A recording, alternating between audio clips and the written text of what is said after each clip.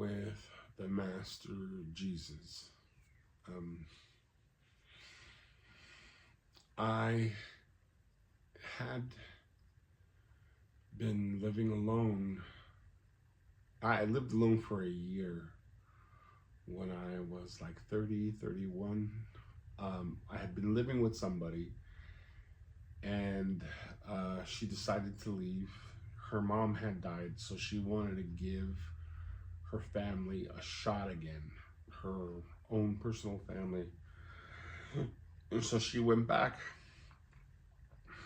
to her um, ex-husband and tried to give, it was all very confusing, very hurtful. I had experienced a lot of pain. She was very confused too. She didn't have a lot of guidance. Um, anyways, I was living alone for a year. I had taken out what I had saved up for retirement so I could stay there. I really liked that apartment complex. There were a lot of police who lived there. The uh,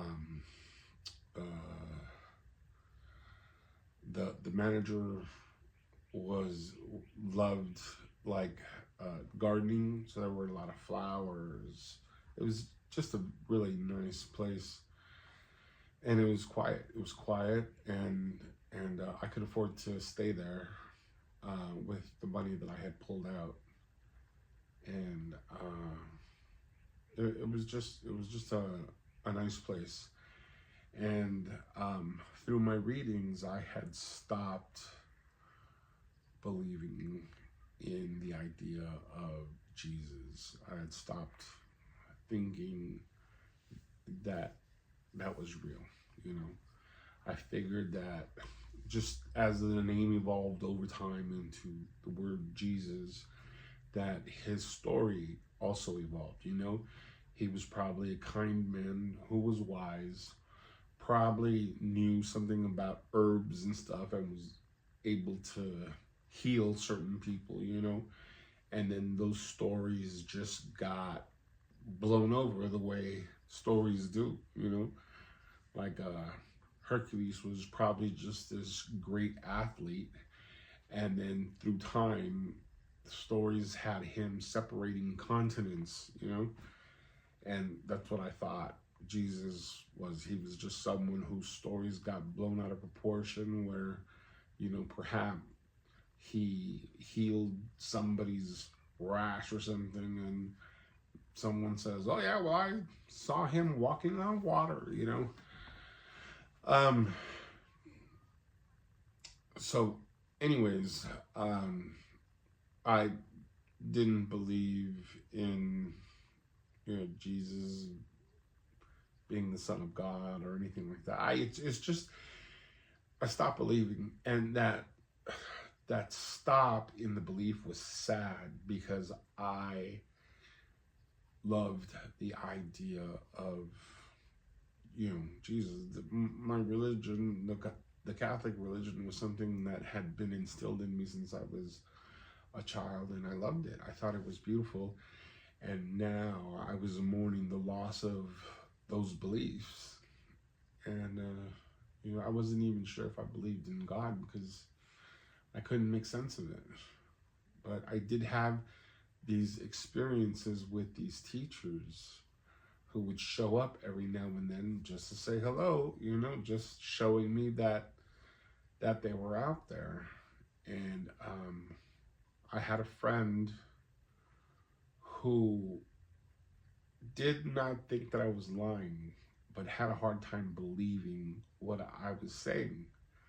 And I was telling him about this group, men and women who show up every now and then. And I was driving home, and my friend was in the passenger side, and I saw this little black man. He was probably in his late 30s. He was sitting on the corner of a street, like on the grass area, and he was waving hello at me.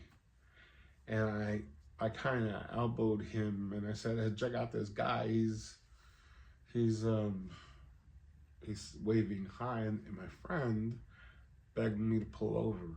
He thought maybe it's one of these guys that you keep talking about. Maybe it's one of these guys, you know. And I told him, I was like, they don't show up like this. They're not sitting out here on the street where everybody can see them. And he was like, just pull over, pull. So I pulled over.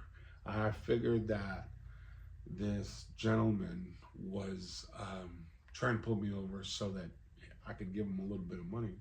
So I pulled out, I think it was like 3 singles that I had, 3 ones.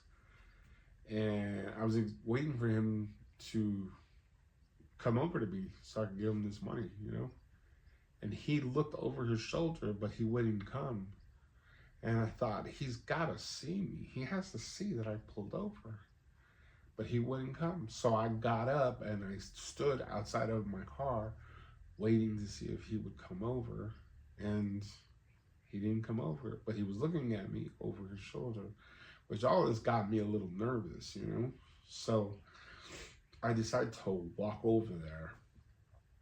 And I'm walking and I knew I had to be careful, because if he's crazy, he could just pull a knife or something, you know? And just as I was up on him, I heard a voice say, "This is Jesus." I didn't hear it inside of my head. I heard it all around me. Like there were small speakers about the size of my palm, and I was inside this invisible egg, and I heard the voice traveling through all the speakers like, "This is the Son of God." Now, that happened in a moment, and I knew something had happened, but I wasn't exactly sure what had happened.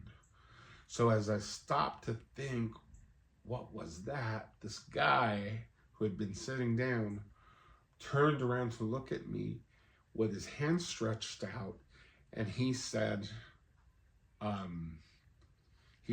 "Thank you, my Lord. Thank you, my Lord. Nobody in my whole life has called me Lord. Thank you, my Lord."